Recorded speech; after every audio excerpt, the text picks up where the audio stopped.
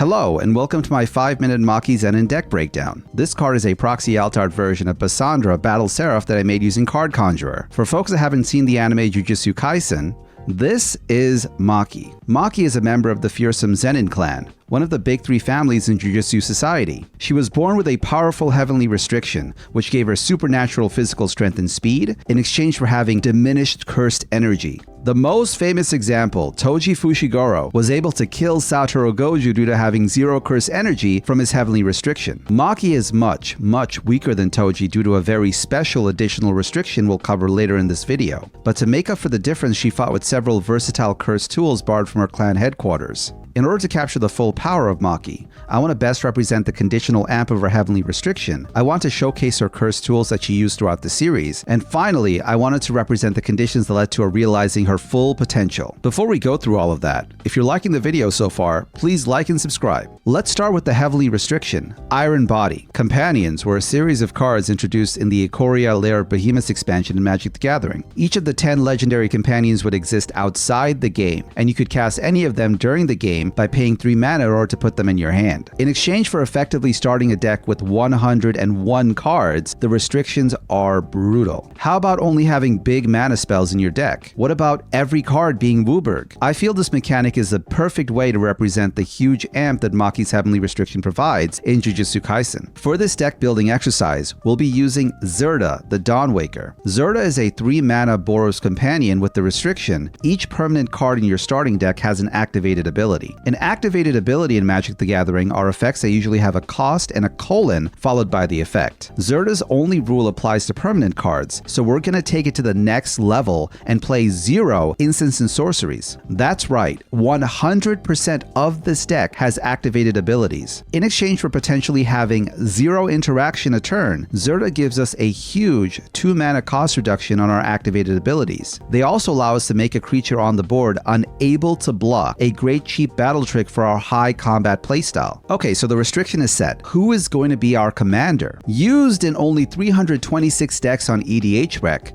Basandra Battle Seraph, I believe, is the perfect representation for Maki Zenin. She's a 5 mana 4/4 angel with flying. Players can't cast spells during combat. Pay 1 red, target creature attacks this turn if able. Basandra has an extremely solid baseline, has the ability to swing past defenses with the flying keyword, and her restriction on spells during combat makes it so she can swing or block in peace. Plus, her activated ability allows us to goad any creature on the board, forcing pesky aristocrat commanders to swing into their doom. Since unlike traditional goad, Maki's effect allows our opponent to swing into us. So, we need to equip her with weapons in order to survive these battles. Introducing her cursed tools. Maki in the show mainly used variations of katanas, a 3-section ring staff called Playful Cloud, and a long balanced naginata. All of these weapons will carry huge equip costs initially, which are going to be more manageable after we meet the conditions to play the heavenly restriction, Zerda, on the field. Here are a few examples. Heartseeker is a 4 mana curved sword with the ability to give an equipped creature +2/+1, and tap, unattach Heartseeker, destroy target creature. Being able to tap Maki in order to nuke any creature is extremely powerful, and to balance it, Heartseeker has a massive 5 mana equip cost. This is insurmountable early game, which reflects how relatively weak Maki is initially. But once we play Zerda from outside the game, this gets reduced to a playable 3 mana equip. Alternatively, we have cards such as Brass Squire, Codsworth, and Sid, who make it easier for us to find and equip Heartseeker to Maki. For Playful Cloud, I'll admit I couldn't find a card that represents the exact weapon, so instead I tried to find cool flail and whip cards as a replacement. Cards like Blade Hold War Whip, a 3 mana Boros equipment that provides board presence on activation. This whip can equip itself to a 2/2 red rebel token that it summons with its 4 Mirrodin effect. It also gives us a 1 mana discount to equip abilities, which synergizes with Zerda to allow us to play our stronger weapons. Finally, the creature gets Double Strike, which would make flying Maki unstoppable as a striker. Grappling Hook also gives Maki Double Strike. It allows us to force a target creature to block it this turn if able. We could potentially force out my opponent's weak commander and have them brawl with Maki, eliminating a powerful threat with 0 interaction. For Maki's Naginata, Spear Spear of Heliod gives her and all of our creatures +1/+1. It also can retaliate against aggression, as we can pay 3 mana to destroy any target creature that damaged us this turn, which we can set up with Maki's Goat effect. So Maki's becoming a problem, but how do we protect her? The first option involves what caused Maki to eventually become as strong as Toji Fushiguro. Maki, unlike Toji, has cursed energy, but not in her body. Let me explain. In Jujutsu Kaisen, twins are considered the same person as far as the rules of cursed energy is concerned. Maki is the older twin. Her younger twin, Mai Zenin, has cursed energy which impedes Maki's heavenly restriction. It was only after the tragic death of her sister that Maki was able to realize her full potential. We're going to have Mai support her sister by eliminating threats before Maki can equip her cursed tools and find other forms of protection. The commander that best represents Mai is Tai Joaquin, Perfect Shot. This is a 2-mana Boros mercenary, which has the ability, whenever a source you control deals non-combat damage to a creature equal to that creature's toughness, draw a card. By paying X and tapping, if a source you control would deal non-combat damage to a player or permanent this turn, it deals that much damage plus X instead. Mai can't do much by herself, similar to how she is in JJK, but with the proper tools, she can redirect damage across the battlefield at instant speed. For our non-combat damage enablers, one of the best examples is Brash Taunter. Taunter is a 5-mana indestructible goblin, where whenever he's dealt damage, he can deal that much damage to target opponent. Plus, for 3 mana, Brash Taunter can fight another target creature. Funny thing, fight is not combat damage, since creatures deal damage to each other equal to their power. Taunter plus Mai on the board can wipe out any threat that Maki might have a hard time facing. If we ever get stopped by propaganda or ghostly prison, we can have Maki fight Brash Taunter, whose damage Mai can take and redirect to an opponent. Fiend Lash can turn Maki into Brash Taunter, allowing any combat interaction to also turn into massive damage to a player, which Mai can boost further. Their shared heavenly restriction also discounts the amp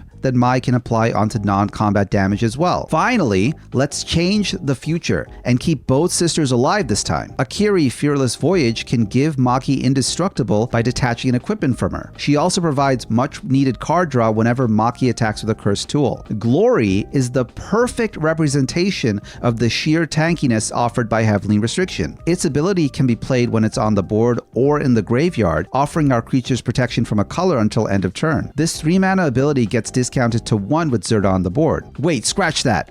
Reconnaissance is the perfect representation of Heavenly Restriction. For 0 mana, you can remove Maki from combat and untap her. It represents how easily they can shred domains by canceling their surefire hit effects. Swing with Maki. She stops opponents from casting spells during the combat, but if the opponent activates a powerful surefire kill ability, you can vanish Maki with Reconnaissance untapped, allowing her to block the next wave. So, do you think this deck captured the essence of Maki? Are there any cards you think could be better suited to make this deck work more effectively? Let me know. Also, thank you for watching this video. What should the next Jujutsu Kaisen character be that I cover? Let me know in the comments. Stay tuned, more to come.